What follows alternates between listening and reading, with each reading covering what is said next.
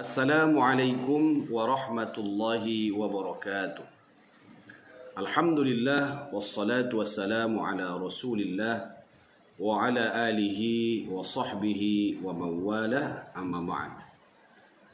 Alhamdulillah, segala puji bagi Allah.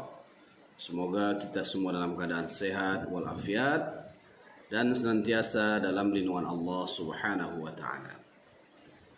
Melanjutkan kajian fikih ruqyah, kita masih membicarakan rukun ruqyah yang ketiga, yaitu al-marqi minhu, sesuatu yang bisa diruqyah, atau kalau dalam konteks penyakit yang dapat diruqyah, atau keluhan-keluhan yang bisa diatasi dengan ruqyah.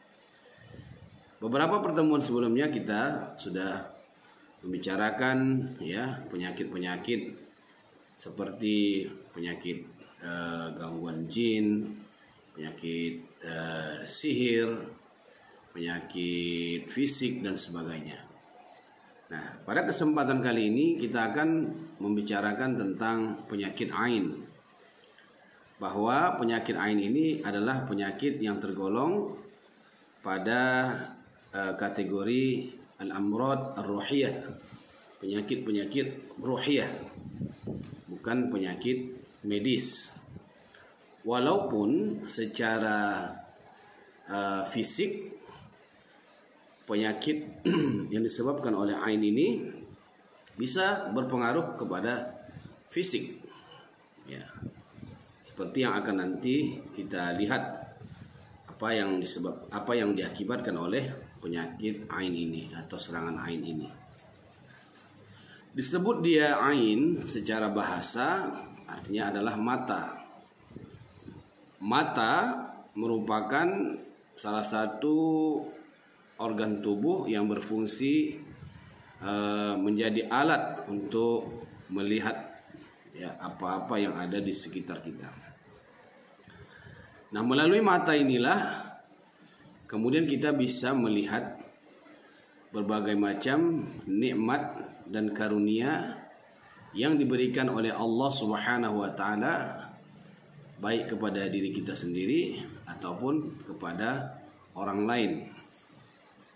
Orang-orang yang memiliki jiwa atau hati yang bersih, ketika melihat ada nikmat pada orang lain, dia akan mengucapkan sesuatu yang baik dan dia bersyukur kepada Allah Subhanahu wa taala. Adapun orang yang memiliki jiwa yang buruk atau jiwa yang jahat atau hati yang berpenyakit, ketika melihat ada nikmat dan karunia pada diri orang lain, dia akan merasa terganggu. Dia merasa tersiksa, hatinya merasa tersakiti. Nah, dari pandangan mata tersebut yang kemudian sampai ke dalam hati atau jiwa seseorang, muncullah sesuatu yang seperti disebutkan oleh Al-Hafidh Ibnu Hajar Al-Asqalani, sihamun ma'nawi, yaitu anak panah yang bersifat maknawi, bukan sihamun hissi, bukan anak panah yang bersifat materi. Tetapi bisa jadi sihamun maknawi lebih dahsyat dari sihamun hissi, anak panah yang tidak kelihatan, yang muncul akibat hasad atau dengki, yang tertuju pada diri seseorang, lebih dahsyat, lebih berbahaya daripada sihamun hissi yang kita lepaskan dari busur panah yang terlempar kepada sasarannya. Nah, jadi hasad inilah yang kemudian menyebabkan seseorang itu memiliki potensi sebagai penyebab ain, Jadi ain dan hasad ini selalu dibicarakan secara bersamaan karena memang keduanya saling ada kaitannya. Nah, di dalam kitab yang ditulis oleh Ibnu Qayyim al-Jauziyah, beliau mengatakan at-ta'thirul hasid fi adal mahsudi amrun la yunkar illa man huwa kharijun an haqiqatil insaniyah wa huwa aslul isabati bil ain fa inna an-nafs al-khabithah al-hasida tatakayyafu bi kayfiyatin khabithatin wa tuqabilu al-mahsuda fatu'athiru fihi bitilkal khasiyah. Jadi pengaruh orang yang hasad atau dengki untuk menyakiti orang yang menjadi objek dengkinya atau mahsud, itu merupakan perkara yang tidak bisa diingkari, tidak bisa ditolak kecuali orang yang sudah berada di luar hakikat kemanusiaan. Hasad itu sendiri merupakan pangkal dari penyakit ain, karena jiwa yang jahat dan pendengki akan terbentuk dengan cara yang jahat, dan ia akan berhadapan dengan orang yang menjadi korban hasad, sehingga memberikan pengaruh melalui kekhususan dari hasad itu sendiri.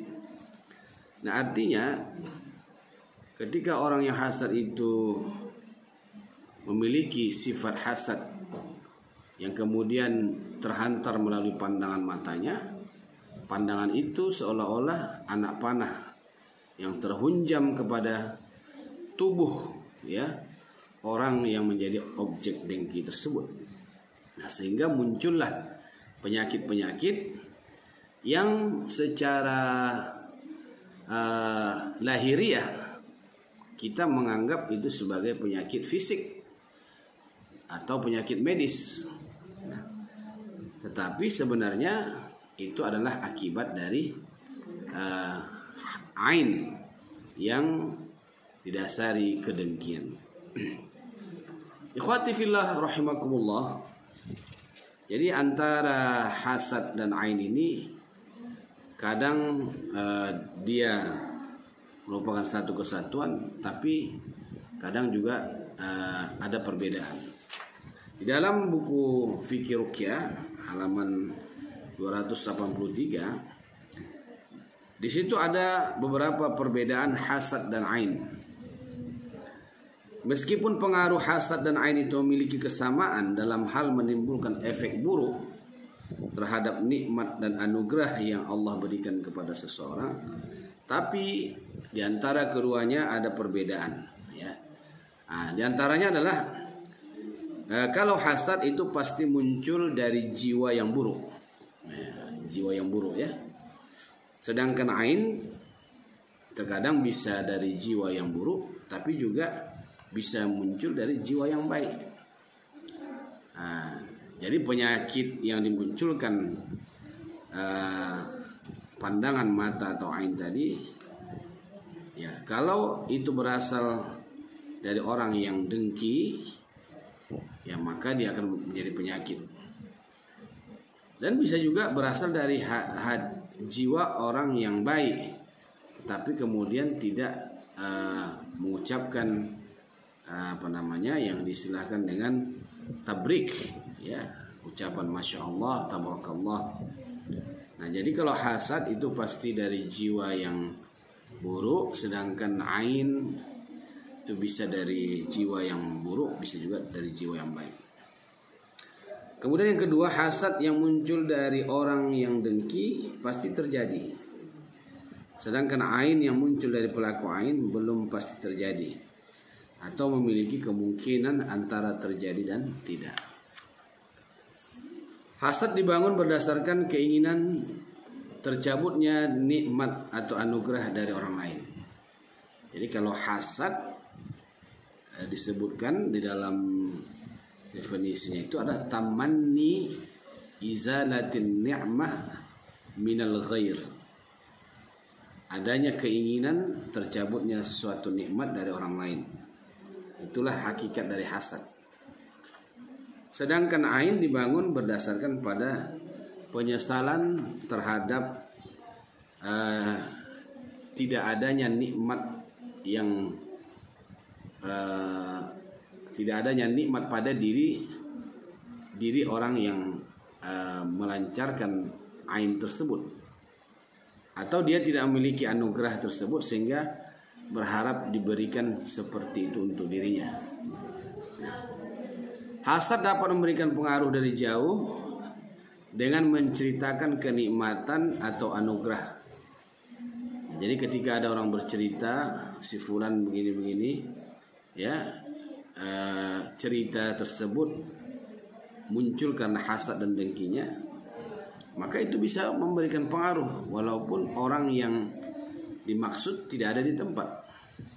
Tapi ungkapan-ungkapan yang berdasarkan kedengkian itu ditangkap oleh setan, oleh jin, kemudian dilontarkan kepada orang yang menjadi objek hasad tersebut.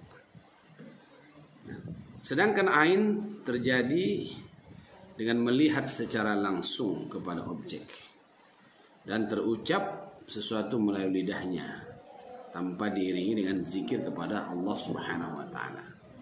Jadi ain itu langsung terlihat, kemudian memunculkan ucapan-ucapan kekaguman, ya, tapi tidak diiringi dengan zikir atau yang kita sebut dengan tabrik tadi.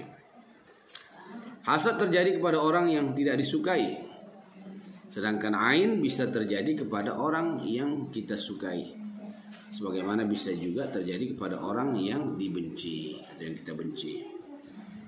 Hasad terjadi disebabkan adanya dorongan keinginan dari orang yang dengki.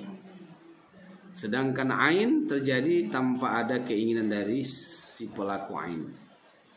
Jadi orang yang hasad sama seperti pembunuhan yang disengaja, sedangkan ain persis seperti pembunuhan yang tidak disengaja. Orang dengki menyadari kedengkiannya dan bisa juga diketahui oleh orang lain. Sedangkan pelaku ain tidak menyadari keberadaan dirinya dan orang lain pun tidak mengetahuinya. Nah, itulah beberapa perbedaan antara hasad dan ain.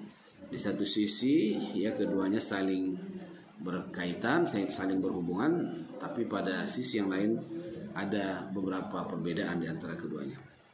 Nah, inilah sedikit pengantar dari ain, ya. Nanti akan datang ada beberapa jenis ain, ya, sesuai dengan klasifikasinya. Mudah-mudahan Allah Subhanahu wa taala memberikan kita kesehatan sehingga dapat terus ikut, ya, menyaksikan kajian fikih ruqyah ini melalui, ya, YouTube yang kita kelola, dan silakan dilihat agar dapat memberikan manfaat bagi siapapun. Demikian, semoga bermanfaat. Wassalamualaikum warahmatullahi wabarakatuh.